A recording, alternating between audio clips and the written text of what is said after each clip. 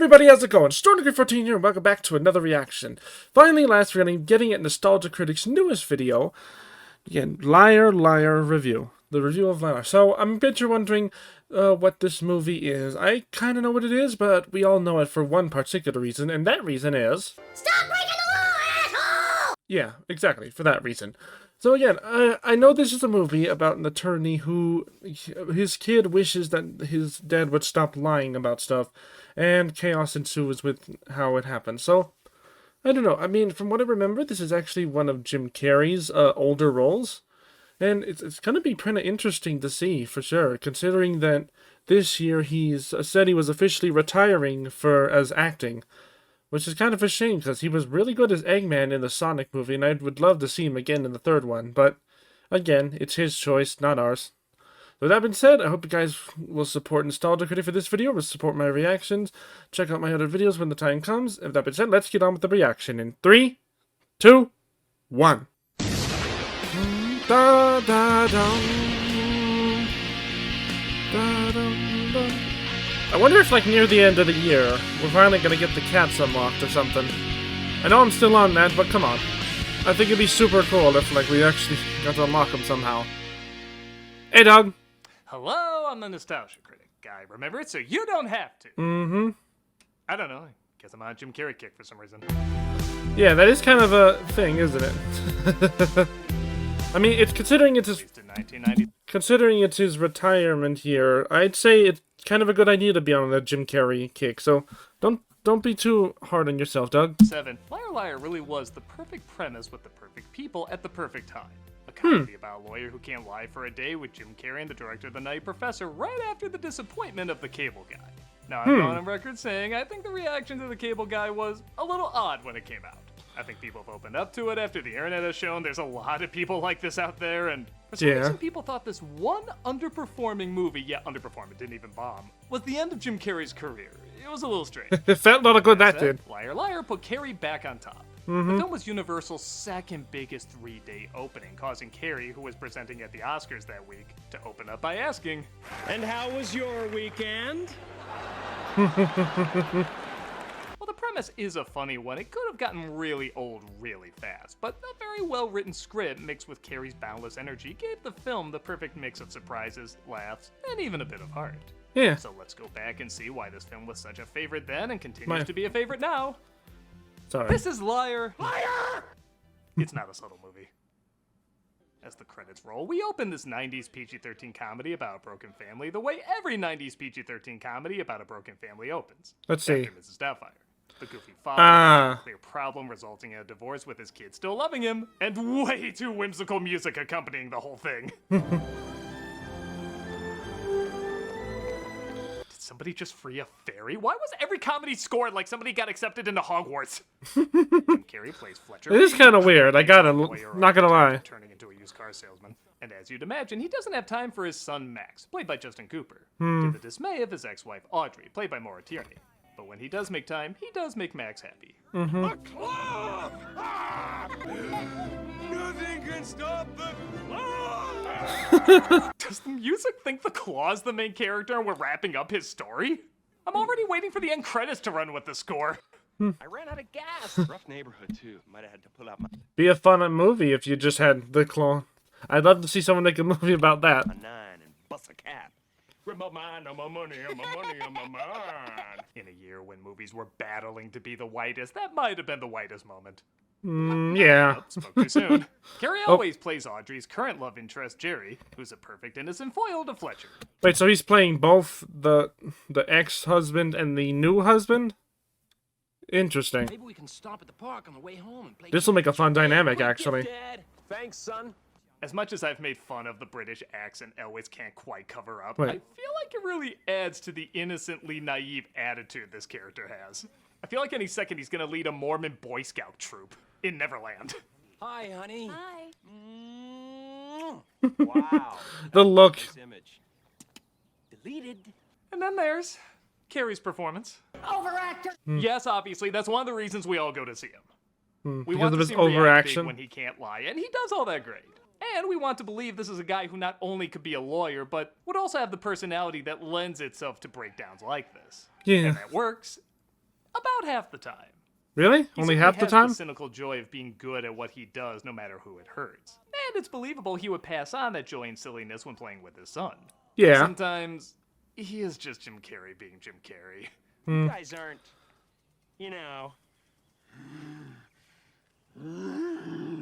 I think the comedy works better when I believe him as a character, and that would involve holding back a touch on some of these reactions. No, not Okay, too that- much. Again, we want to buy him as an energetic sleazeball getting his comeuppance, but Saul Goodman is a silly lawyer who feels like he's making jokes for himself. This is a Right. silly lawyer who feels like he's making jokes for the audience, and that can be a little distracting. But like I said, That's though, a fair enough it point. works about half the time before he gets the curse. He varies it enough that a lot of his little quips do get some big laughs. 1, 2, Dude, that woman's 3, hairstyle. 4, 5, and 1 for good luck. He struck the child. Did you see that? I also like they don't make Jerry the villain. Maybe another borrowed element from Mrs. Doubtfire where they held back making Brosnan the villain. Hell, I had that 3-for-1 deal when they got Mrs. Sellner.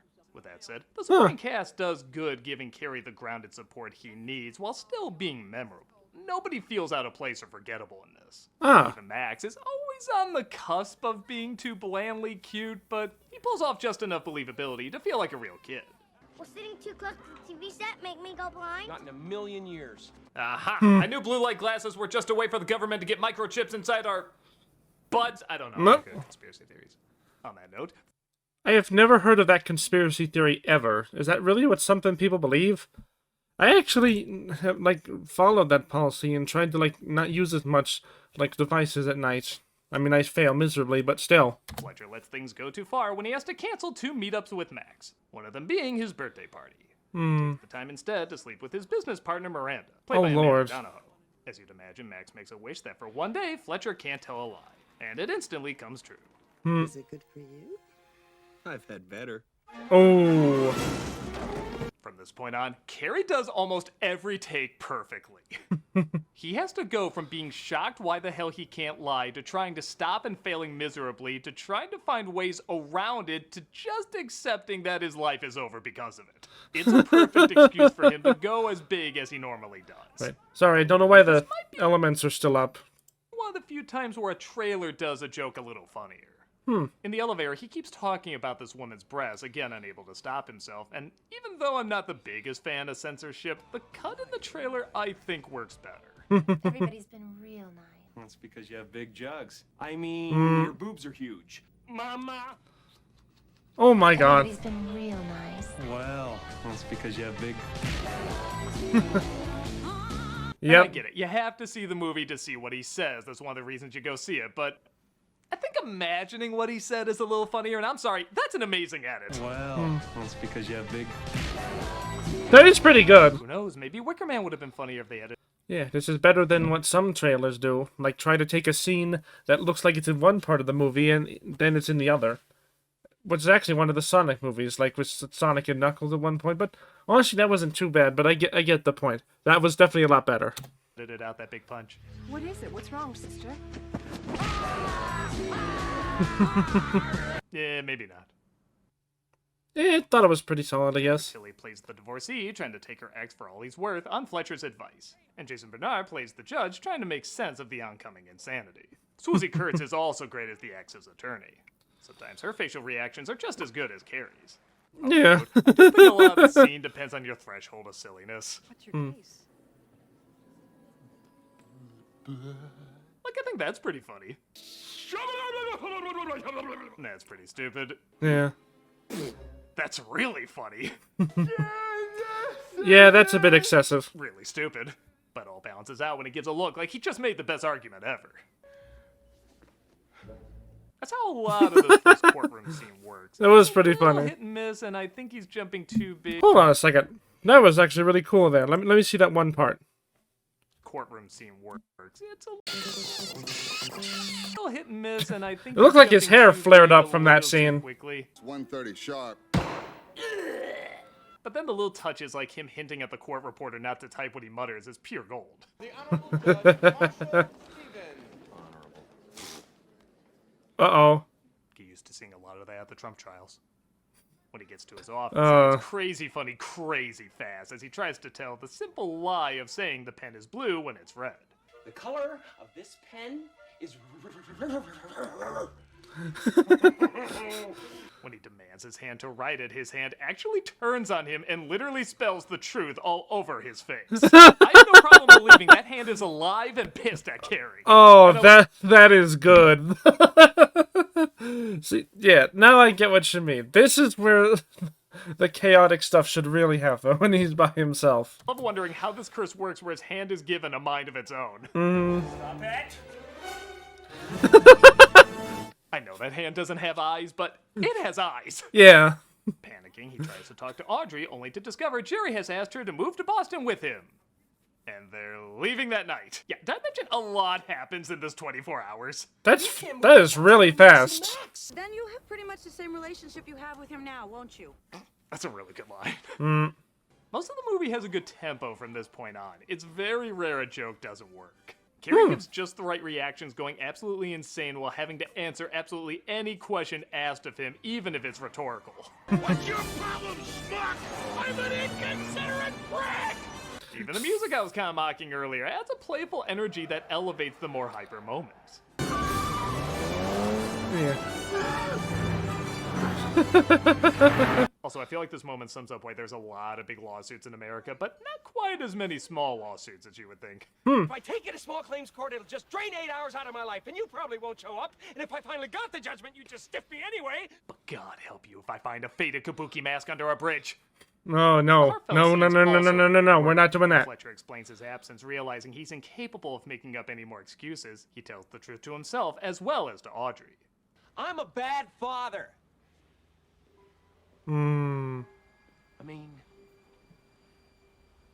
That's not a bad little bit of dramatic acting.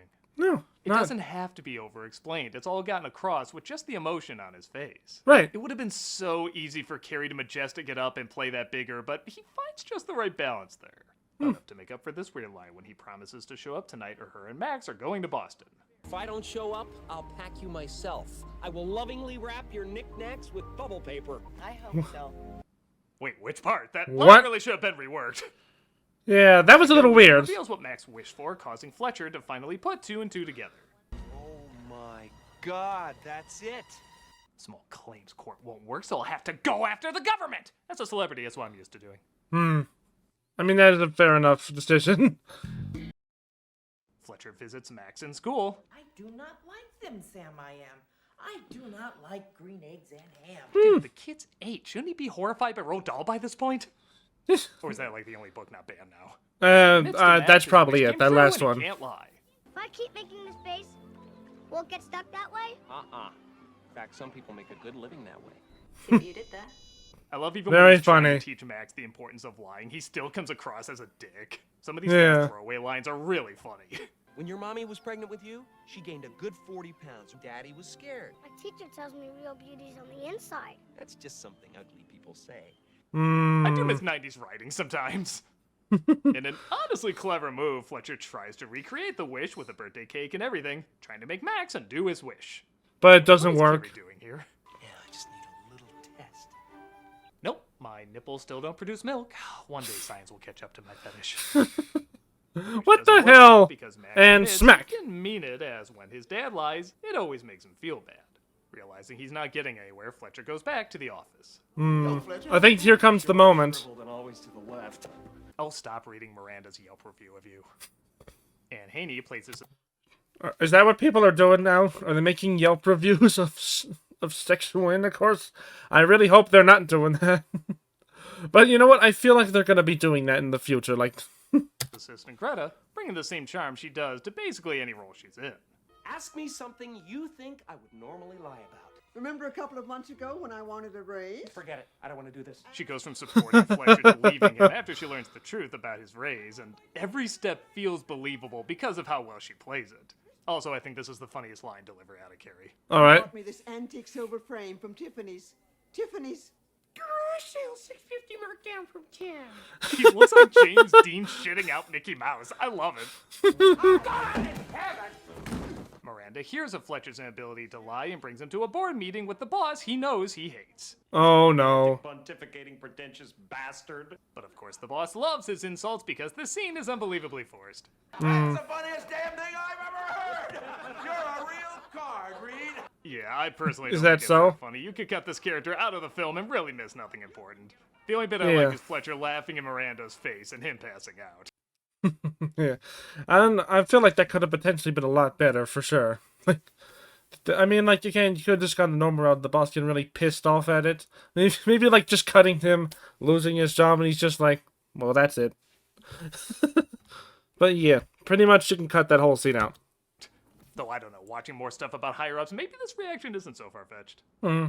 It gets back to the great stuff, though, when Fletcher has to defend a woman who's had an affair 7 times, and one of them is caught on tape. I swear Tilly's voice literally becomes a goose at one point.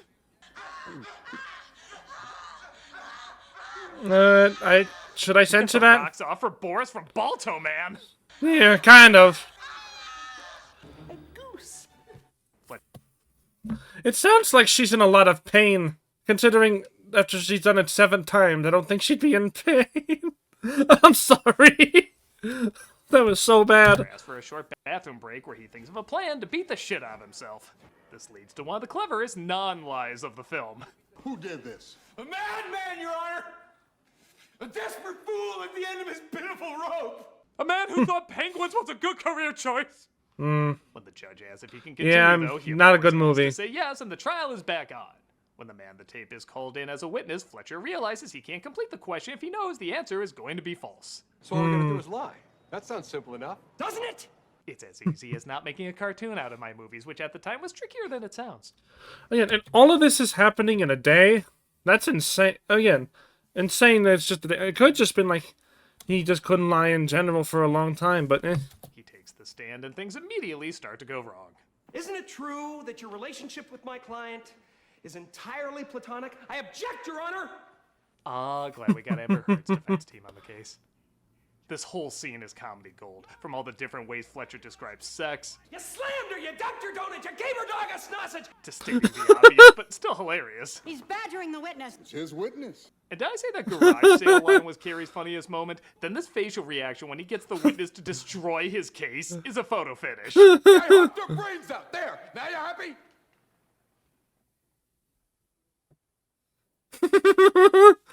It's that little smirk he has for a moment, like even he realizes how funny this all is. Yeah. Like it's dragged back to reality when he puts together his career is over. Also, Jason Bernard's line read here is so perfect.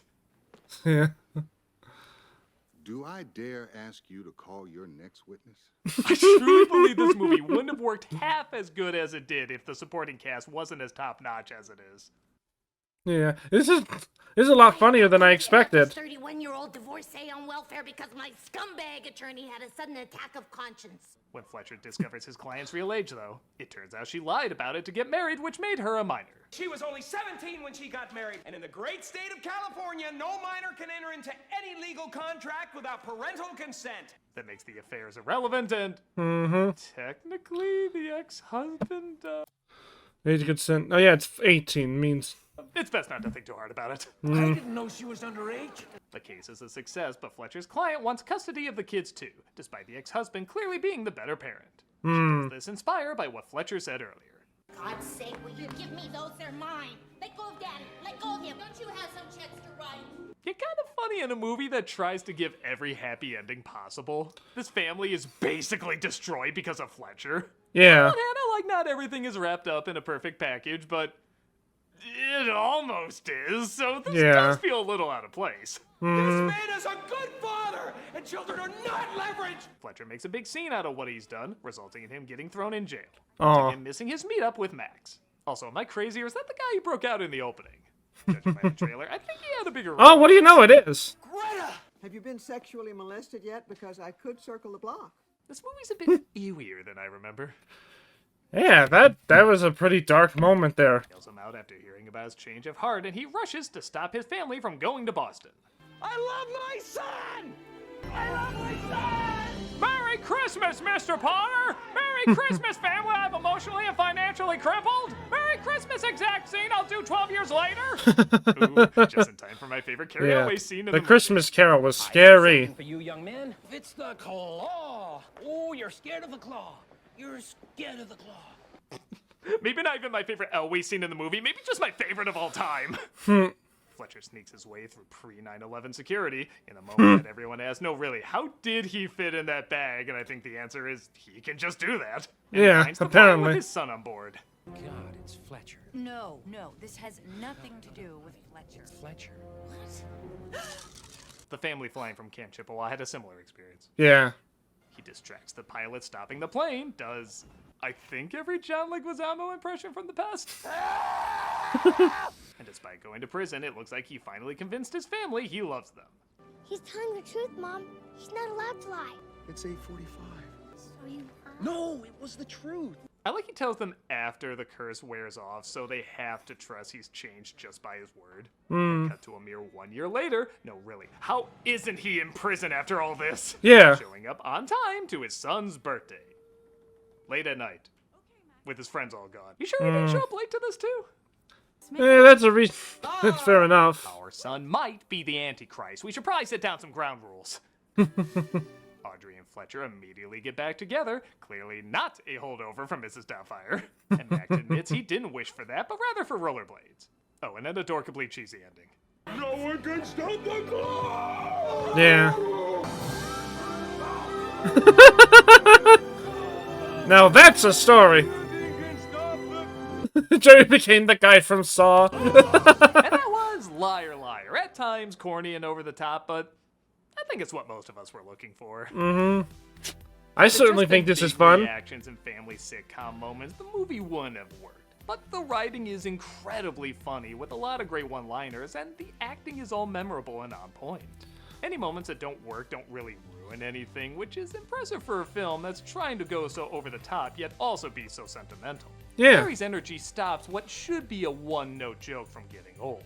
And the inventiveness in the different problems he encounters, as well as the solutions he comes up with, result in a pretty decent comedy. Yeah, it does. A lot of fun with a lot of laughs and just the right amount of 90s cheese. Insert "and that's no lie" joke here. With Family Matters closing credits. Very funny. I'm a nostalgia critic guy, remember? So you don't have to. Is that the truth? Oh, you're scared of the claw. You're scared of the claw. Not really. I'm not one of. For cameos for charity, we're All right. You know, I honestly don't remember much of them. I was really hoping he was going to show the one line from it, but no, he didn't. Okay, but that was a lot funnier than I remembered. I'll need to go back and rewatch it. The most I remember was just the birthday scene and then him getting slapped by the woman. But yeah, because I was a little kid when that came out, so I didn't remember much about that. But dang, that's actually a lot better than I expected it to be. It goes to show, yeah, Jim Carrey, well, he knows how to go over the top, and I guess maybe his biggest thing was just trying to figure out when to dial it back and be realistic for a moment, and then find the right moments to go over the top, because that's definitely his best trait. It's why I loved him as Dr. Eggman so much. Yes, I'm going to talk about that movie. I know that's the big thing. Hey, he did a lot of good roles. I know. And again, I just know that was his last role, and again, he has every means to say no if he doesn't want to, but here's to hoping, I guess. Hope you guys enjoyed that. I thought it was really funny. Be sure to like and subscribe to support Nostalgia Critic. Be sure to like and subscribe to me if you like my reaction. And with that being said, I'll see you guys next time. Bye!